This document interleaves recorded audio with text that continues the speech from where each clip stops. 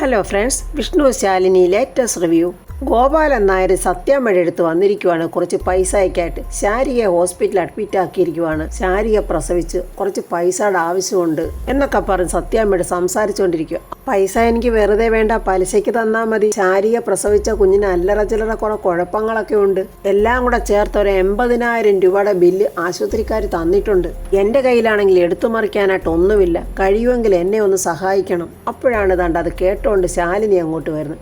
അച്ഛ എന്ന് വിളിക്കുവാണ് ശാലിനി. പണത്തിന്റെ കാര്യത്തിന് ഇത്രയും ശാലിനി പറയുമ്പോഴേ ഗോപാലൻ നായർ പറയാം, ഒരാളുടെയും സഹായമില്ലാതെ എനിക്ക് എൻ്റെ മക്കളെ നോക്കണമെന്ന് ആഗ്രഹം.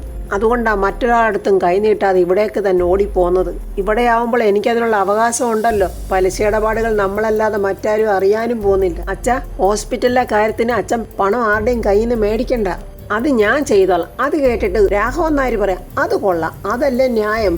ശാലിനിയുടെ ചേച്ചിയുടെ കാര്യമല്ലയോ, ശാലിനിക്ക് പണം കൊടുക്കാനുള്ള അവകാശമുണ്ട്. ഉടനെ ഗോപാലൻ വലിയ ഗൗരവത്തിൽ, അതൊന്നും വേണ്ട, എൻ്റെ മക്കളുടെ കാശ് മേടിക്കാതിരിക്കാൻ വേണ്ടിയാ കടവായിട്ട് ഞാൻ ഇവിടെ വന്ന് കാശ് ചോദിച്ചത്.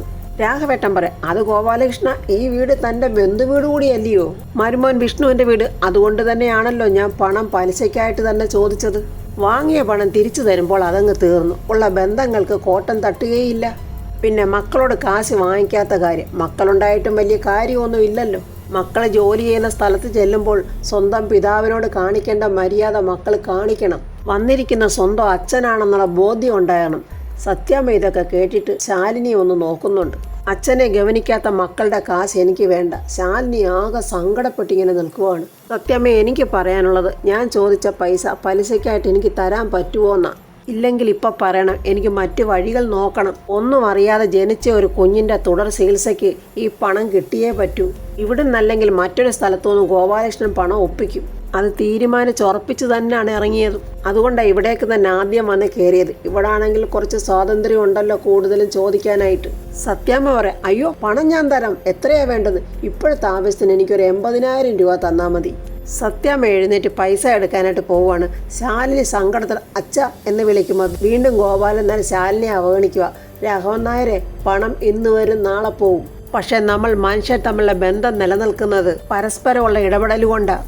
ആ ബന്ധങ്ങൾക്ക് കോട്ടം തട്ടുമ്പോഴാണ് പലപ്പോഴും ബന്ധങ്ങൾക്ക് ഉരച്ചിലുണ്ടാകുന്നത്. അച്ഛൻ, അമ്മ, മക്കൾ ഇവർക്കിടയിൽ വിള്ളലുണ്ടാകുന്നത്. അങ്ങനെ ഒരു വിള്ളൽ ആഴത്തിൽ എൻ്റെ മനസ്സിൽ ഉണ്ടായിപ്പോയി. അതെൻ്റെ മകളിൽ നിന്നും ഏറ്റ അവമാനം കൊണ്ടാണ്. അതിനി അങ്ങനെ പെട്ടെന്ന് ഉണങ്ങാനൊന്നും പോകുന്നില്ല. അപ്പോഴേക്ക് സത്യാമ്മ പൈസ കൊണ്ടുവന്ന് ഗോപാലൻ്റെ കൈ കൊടുത്തിട്ട്, വേണ്ടേ, പറഞ്ഞ തുക മുഴുവനും ഉണ്ട്. വലിയൊരു സഹായമാണ് സത്യാമ്മ ചെയ്തു തന്നിരിക്കുന്നത്. എൻ്റെ ശരീരത്തിൽ ജീവൻ ഉള്ളിടത്തോളം കാലം ഞാനിത് മറക്കില്ല. ഇത് എത്രയും പെട്ടെന്ന് തിരിച്ചു തരികയും ചെയ്യും. എന്നാൽ ഞാൻ പോട്ടെ. ഇവിടോട്ട് കയറി വരുമ്പോൾ വല്ലാത്ത ഒരു അവസ്ഥയിലായിരുന്നു ഞാൻ. ഒരു പിടിവള്ളി കിട്ടാത്തതിൻ്റെ പരക്കം പാച്ചില്ലായിരുന്നു. ഇപ്പോഴെൻ്റെ മനസ്സൊന്ന് തണുത്തു. ചെയ്തു തീർക്കാൻ ഒരുപാട് കാര്യങ്ങളുണ്ട്. ഒറ്റയ്ക്ക് ഓടുന്നതിന് കൂടെ ദൈവം ഉണ്ടെന്നുള്ള വിചാരത്തോടെ പോവുകയാണ്. ഞാൻ തിരിഞ്ഞു നോക്കുന്നില്ല, നോക്കിയിട്ട് ഒരു കാര്യമില്ല. എന്നാൽ പോട്ടെ രാഘവൻ നായരെ എന്നും പറഞ്ഞ് ഗോപാലൻ അവിടുന്ന് പോവുകയാണ്. ശാലിനി ഗോപാലൻ നായരുടെ പുറകെ ഓടി വരാൻ നോക്കിയെങ്കിലും ഗോപാലൻ നായർ എളുപ്പം നടന്നങ്ങ് പോവുകയാണ്. ഈ സമയത്ത് രോഹിത്താണെങ്കിൽ ഒരു ഓട്ടോയിൽ അങ്ങോട്ട് വരിക. ശ്യാമ വന്നിട്ട് ചോദിക്കും, അല്ല, ഉച്ച കഴിഞ്ഞ് ജോലിക്ക് കയറുമെന്നല്ലേ പറഞ്ഞത്? ഞാൻ ജോലിക്ക് കയറിയതാ. ഹോസ്പിറ്റലിലെ കാര്യം ഓർത്തപ്പോൾ ഞാൻ നേരത്തെ ഇങ്ങ് ഇറങ്ങി. ആഹാ, അത് കൊള്ളാമല്ലോ. ഹോസ്പിറ്റലിലെ കാര്യമോ? അതിന് ഞാനല്ലല്ലോ അവിടെ പ്രസവിച്ച് കിടക്കുന്നത്, എൻ്റെ ചേച്ചിയല്ലേ. ചേച്ചിയുടെ പ്രസവ കാര്യങ്ങൾ ഓർത്ത് ടെൻഷൻ അടിക്കാൻ ചേച്ചിയുടെ ഭർത്താവുണ്ട്, അല്ലെങ്കിൽ അച്ഛനുണ്ട്. അതുമല്ലെങ്കിൽ ആ ചേച്ചിക്കൊരു അനിയത്തിയുണ്ട്, അതായത് ഈ ഞാൻ. ഇത്രയും പേര് ആ കാര്യം ഓർത്ത് സങ്കടപ്പെടാനുള്ളപ്പോൾ എൻ്റെ ഭർത്താവ് ആ കാര്യം ഓർത്ത് സങ്കടപ്പെടണ്ട. ശ്യാമേ, നീ എന്ത് വർത്തമാനമായി പറയുന്നത്? അവിടെ പൈസ അടയ്ക്കാൻ നിവർത്തിയില്ല, അച്ഛനവിടെ കിടന്ന് വട്ടം കറങ്ങുക.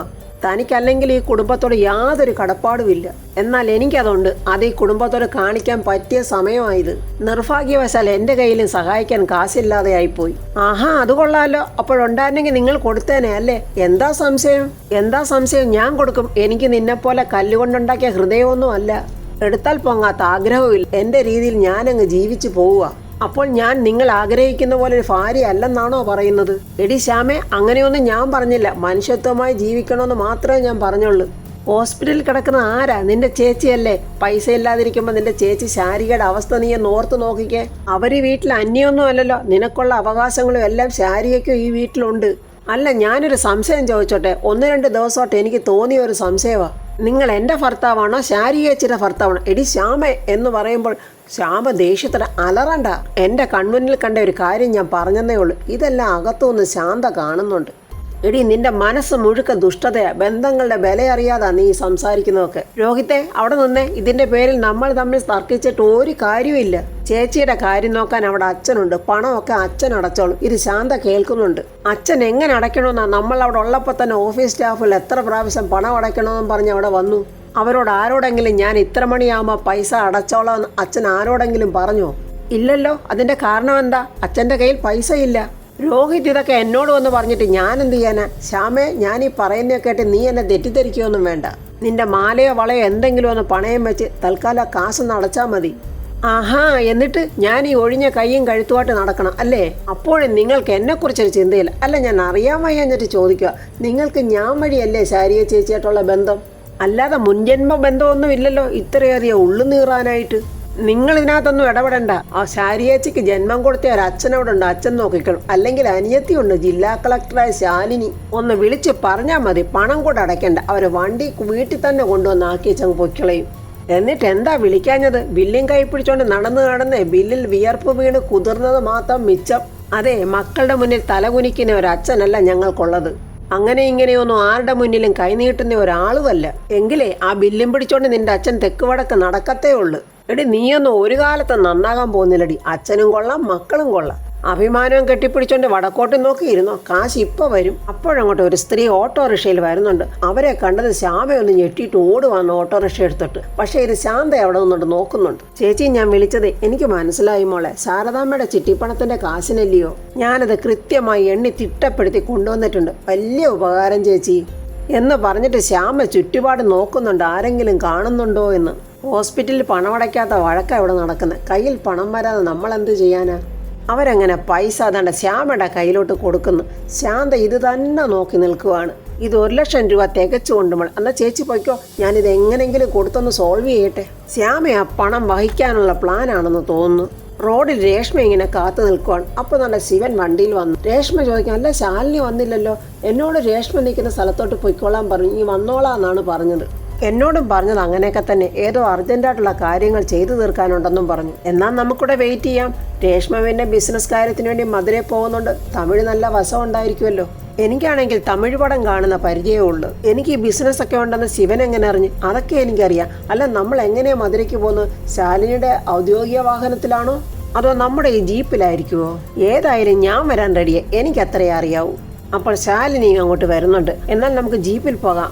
രാമേട്ടനെ അങ്ങ് പറഞ്ഞു വിട്ടാലോ എന്നും പറഞ്ഞ ഒരു വണ്ടിയിൽ കയറാൻ ഒരുങ്ങുമ്പോൾ ശാലിനിക്ക് ഒരു കോൾ. എന്താനു മേഡം ന്യൂസ് കണ്ടാൽ? ഇല്ല, താലൂക്ക് ആശുപത്രിയിലൊരു സെൻസേഷണൽ പ്രോബ്ലം ഉണ്ടായിരിക്കുന്നു. പറഞ്ഞു കേട്ടിടത്തോളം സ്ഥലത്തെ MLA മന്ത്രിയൊക്കെ വരാൻ സാധ്യതയുണ്ടെന്ന് അറിഞ്ഞത്. എന്താനു, എന്താ പ്രശ്നം? എനിക്കാണെങ്കിൽ മധുര വരെ പോകേണ്ട ഒരു അർജന്റ് പ്രശ്നവും ഉണ്ട്. അയ്യോ മേഡം ഇപ്പോൾ പോകാതിരിക്കുന്നത് നല്ലത്. അവിടെ ശസ്ത്രക്രിയ വൈകിയതുകൊണ്ട് ഒരു കുഞ്ഞ് മരിച്ചു. ആ കുഞ്ഞിൻ്റെ ബോഡിയും പൊതിഞ്ഞു കെട്ടി ആ കുഞ്ഞിൻ്റെ ആൾക്കാരവിടെ സമരം നടത്തുക. എന്തായാലും മന്ത്രിയുടെ നിർദ്ദേശം കളക്ടർക്ക് ഉണ്ടാകും. അപ്പോൾ പിന്നെ മേഡം ഇപ്പോൾ പോയാലോ? ശരി, ഞാനെന്നാൽ ഇപ്പം തന്നെ ഹോസ്പിറ്റലിലോട്ട് വരാം. അനു അവിടെ തന്നെ ഉണ്ടാകണം. ശാലിനി ശിവനോടും രേഷ്മയോടും പറഞ്ഞു, അതെ ഒരു ചെറിയ പ്രശ്നമുണ്ട്. താലൂക്ക് ആശുപത്രിയിലെ ഒരു കുട്ടി മരിച്ചു. അത് ഡോക്ടറുടെ ശ്രദ്ധക്കുറവെണ്ണം പറഞ്ഞ് അവിടെ സമരം നടക്കുക. ഡോക്ടറെ അവരെല്ലാവരും ഇവിടെ തടഞ്ഞു വെച്ചിരിക്കുക. അതുകൊണ്ടിപ്പം ഞാൻ നിങ്ങളോടൊപ്പം വന്നാൽ ശരിയാകില്ല. ആര് പോയാലും കാര്യങ്ങളൊക്കെ നടന്നാൽ പോരെ. അതുകൊണ്ട് നിങ്ങൾ രണ്ടുപേരും കൂടെ മധുരയ്ക്ക് പോകാമല്ലോ. രേഷ്മയ്ക്ക് അവിടെ എല്ലാം അറിയാവുന്നല്ലേ. എന്നാലും ശാലിനി ഇല്ലാതെ അത് കാര്യമാക്കണ്ട രേഷ്മയെ. നമുക്കിപ്പോൾ ആവശ്യം ആ ഡെത്ത് സർട്ടിഫിക്കറ്റ് കിട്ടുക എന്നുള്ളതാണ്. അതിപ്പോൾ ഞാൻ ചെന്ന് വാങ്ങിക്കുന്നതും രേഷ്മ ചെന്ന് വാങ്ങിക്കുന്നതും ഒരുപോലെയല്ലേ. ഞാൻ കൂടെ വരാമെന്നുള്ളതല്ല ഉള്ളു. അവിടുത്തെ സ്റ്റാഫുകളുമായിട്ട് കൂടുതൽ പരിചയമുള്ളത് രേഷ്മയ്ക്കല്ലേ. ശിവൻ പറയാ, തമിഴ് അറിയാവില്ല രേഷ്മയ്ക്ക്. അതിൻ്റെ ആവശ്യമൊന്നുമില്ല. നമ്മൾ കാണാൻ പോകുന്ന ഡോക്ടറെ മലയാളിയാ. എന്നാൽ നിങ്ങൾ രണ്ടുപേരും കൂടെ ഒന്ന് പോയിട്ട് വാ. ഞാൻ അപ്പോഴത്തേക്ക് ഇവിടുത്തെ പ്രശ്നങ്ങൾക്കൊരു തീരുമാനം ഉണ്ടാക്കട്ടെ. അപ്പോഴേക്കും ശാലിനിക്ക് വീണ്ടും ഫോൺ കോൾ വരുന്നുണ്ട്. ഓക്കെ ഞാൻ ഇപ്പോൾ എത്തിക്കോളാം എന്നും പറഞ്ഞ് ശാലിനി അവിടെ നിന്ന് പോവുകയാണ്. നിങ്ങൾ പോയിട്ട് വാ രേഷ്മ. എന്തെങ്കിലും ആവശ്യം ഉണ്ടെങ്കിൽ എന്നെ വിളിച്ചാൽ മതി. അങ്ങനെ ശിവനും രേഷ്മയും കൂടെ മധുരയ്ക്ക് പുറപ്പെട്ടിരിക്കുക. ശിവൻ പറ, അയ്യോ ഞാൻ ആ കാര്യം അങ്ങ് മറന്നുപോയി. രേഷ്മ ചോദിക്കും, അയ്യോ എന്ത് പറ്റി? വല്ലതും എടുക്കാനുണ്ടോ? പെട്ടെന്ന് ഗുളിക എടുത്ത് കാണിക്കും. അയ്യോ ഗുളികയോ? ഇതെന്തിനാ? തനിക്ക് യാത്ര പറ്റില്ലല്ലോ. കൂടുതൽ സമയം വണ്ടിയിലിരുന്നാൽ താൻ ഛർദ്ദിക്കില്ലേ? അതൊക്കെ എൻ്റെ ചെറുപ്പത്തിലെ കാര്യമല്ലേ. അതൊക്കെ ഇപ്പം മാറി. ഇപ്പോഴാണെങ്കിൽ ഞാൻ ആഴ്ച തുണിയെടുക്കാനായിട്ട് മധുരയ്ക്ക് പോകുന്നതല്ലേ. ഞാൻ ആ പഴയ ഓർമ്മ വെച്ചങ്ങ് വാങ്ങിച്ചത്. എന്നാ വെച്ചോ. പഴയ ഓർമ്മയോ രേഷ്മ ആകെ ഇങ്ങനെ വിഷമിക്കുക. എന്താ എന്നോട് എന്തോ ചോദിക്കണമെന്നുണ്ടല്ലോ. ഒന്നിച്ചിങ്ങനെ യാത്ര ചെയ്യുമ്പോൾ നമുക്കിങ്ങനെ എന്തെങ്കിലുമൊക്കെ മിണ്ടിയും പറഞ്ഞുമൊക്കെ അങ്ങ് പോകാന്നേ. എനിക്ക് ചെറുപ്പത്തിലെ യാത്ര ചെയ്യുമ്പോൾ ഛർദ്ദിക്കുമായിരുന്നു. അതിപ്പോഴില്ല. എന്നാൽ ശിവനതെങ്ങനെ മനസ്സിലായെന്നാ എനിക്കങ്ങനെ തോന്നി. അതിപ്പോൾ എങ്ങനെയാണെന്ന് ചോദിച്ചാൽ എനിക്കെങ്ങനെ അറിയാന്. എന്തായാലും ഒരു ധൈര്യത്തിന് മരുന്ന് കയ്യിലിരിക്കുന്നത് നല്ലതാ. എൻ്റെ ദൈവമേ, ഞാൻ എന്തൊക്കെയാ ചിന്തിച്ചു കൂട്ടുന്നു. ആത്മാവ് പ്രേതം, അതും ഈ പട്ടാപ്പകല്. എൻ്റെ ഓരോ കിറുക്കെ എന്നൊക്കെ ഇങ്ങനെ രേഷ്മ മനസ്സിൽ പറയുക. ശിവൻ പറയുന്ന ഓരോ കാര്യങ്ങളും രേഷ്മ ഇങ്ങനെ അതിശയത്തോടെ നോക്കുക. എല്ലാം വിഷ്ണു പറയുന്ന പോലെയുണ്ട്. വിഷ്ണുവിൻ്റെ ആ മരിക്കാത്ത ഹൃദയം ഇപ്പോഴും ശിവന്റെ ഉള്ളിൽ തുടിച്ചുകൊണ്ടിരിക്കുന്നതുകൊണ്ടായിരിക്കും. ദൈവമേ, ഇതൊന്നും ശിവൻ അറിയുന്നില്ലല്ലോ. ഇങ്ങനെ ഒരു പോക്ക് ചരിത്രത്തിൽ തന്നെ ആദ്യമായിട്ടായിരിക്കും. ഈ സമയം താലൂക്ക് ഹോസ്പിറ്റലിലാണെങ്കിൽ സമരക്കാരും പോലീസുകാരും രാഷ്ട്രീയക്കാരും എല്ലാം നിറഞ്ഞു കഴിഞ്ഞു. പകൽ കൊള്ളക്കാരൻ ഡോക്ടറെ അറസ്റ്റ് ചെയ്യുക മുദ്രാവാക്യങ്ങൾ ഇങ്ങനെ വിളിച്ചു കൂവുന്നുണ്ട്. ഇതിന് അധികാരപ്പെട്ടവർ സമാധാനം പറഞ്ഞേ പറ്റൂ. ഇല്ലെങ്കിൽ ഈ കുഞ്ഞിന്റെ ശവശരീരം ഈ ഹോസ്പിറ്റലിന്റെ മുന്നിൽ ഞങ്ങൾ കുഴിച്ചിടും. ഈ മരണം ദുഷിച്ചവരുടെ അനാസ്ഥ കൊണ്ടുണ്ടായതാണ്. അതാ നോക്ക്, അപ്പോഴേക്ക് നല്ല ശാലിനി അങ്ങോട്ട് എത്തിക്കഴിഞ്ഞു. അപ്പോൾ ഫ്രണ്ട്സ്, ഇനി ശാലിനി വന്നതിന് ശേഷം അവിടെ എന്തൊക്കെയായിരിക്കും നടക്കാൻ പോകുന്നത്? ശ്യാമയാണെങ്കിൽ ആ 1,00,000 രൂപ അമക്കുമോ? അതെങ്ങനെ കണ്ടുപിടിക്കും? ചാന്ത ആ 1,00,000 രൂപ ശ്യാമയുടെ കയ്യിലുണ്ടെന്നുള്ള കാര്യം രോഹിത്തിനോടും ഗോപാലൻ നായരോട് പറയുമോ? അതിനുശേഷം എന്താ നടക്കുന്നതെന്നൊക്കെ നമുക്ക് അടുത്ത റിവ്യൂവിൽ കാണാം. എൻ്റെ ഈ റിവ്യൂ ഇഷ്ടപ്പെട്ടാൽ ലൈക്കും കമൻസും, സബ്സ്ക്രൈബ് ചെയ്യാത്തവർ സബ്സ്ക്രൈബ് ചെയ്യണേ.